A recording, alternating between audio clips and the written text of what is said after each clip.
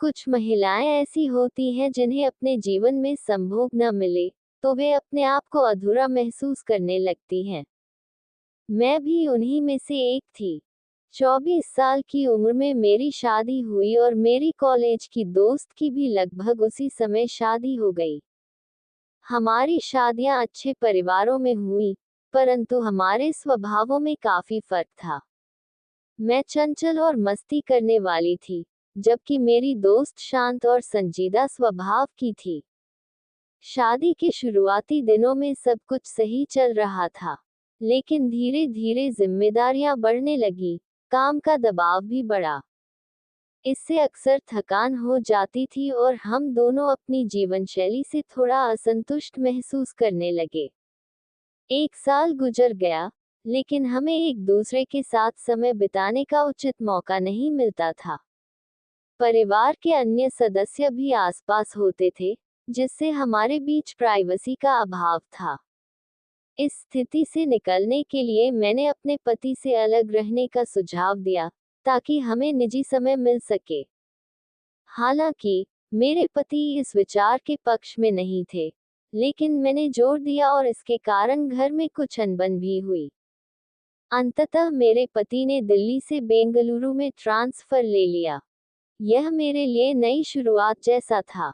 शुरुआत में मेरे पति कुछ समय के लिए अनमने रहे, लेकिन धीरे धीरे सब कुछ सामान्य हो गया। कुछ समय बाद मेरा पीरियड मिस हो गया और मुझे पता चला कि मैं गर्भवती हूँ। यह अनायास था और मैं काफी घबरा गई थी। मैंने अपनी सहेली से बात की, जो उस समय 1 महीने की गर्भवती थी। उसने मुझे समझाया कि प्रेगनेंसी का समय नाजुक होता है और मुझे अपने ससुराल या मायके में रहना चाहिए ताकि मुझे आवश्यक देखभाल मिले। मैंने सास को फोन पर इस खुशी की खबर दी, जिससे वे बहुत प्रसन्न हुई और तुरंत मिलने की इच्छा जताई। लेकिन मैंने कहा कि अभी मेरे लिए आना संभव नहीं है।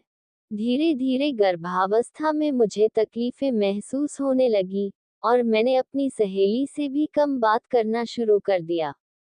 मेरे पति ऑफिस जाते और देर शाम घर लौटते।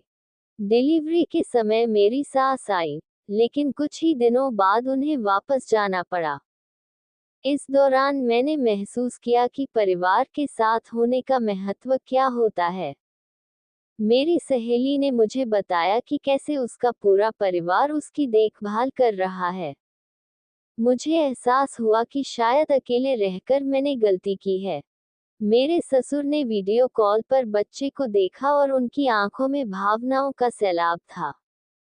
मेरे पति ये देखकर उदास हो गए। अगले दिन उन्होंने कहा कि हमें घर लौट जाना चाहिए।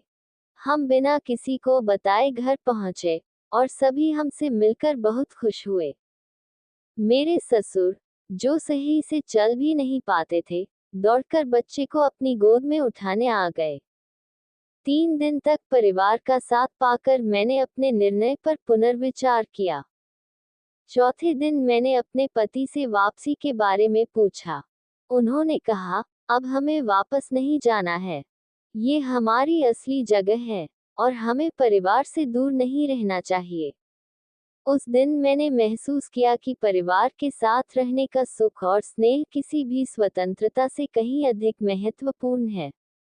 आज मैं मानती हूँ कि शादी के बाद अलग रहने का निर्णय मेरी सबसे बड़ी गलती थी। परिवार के साथ मिलने वाला सहयोग, अपनापन और प्यार जीवन को खुशहाल बनाते हैं, और इसके सामने किसी भी स्वतंत्रता की कीमत नहीं हो सकती।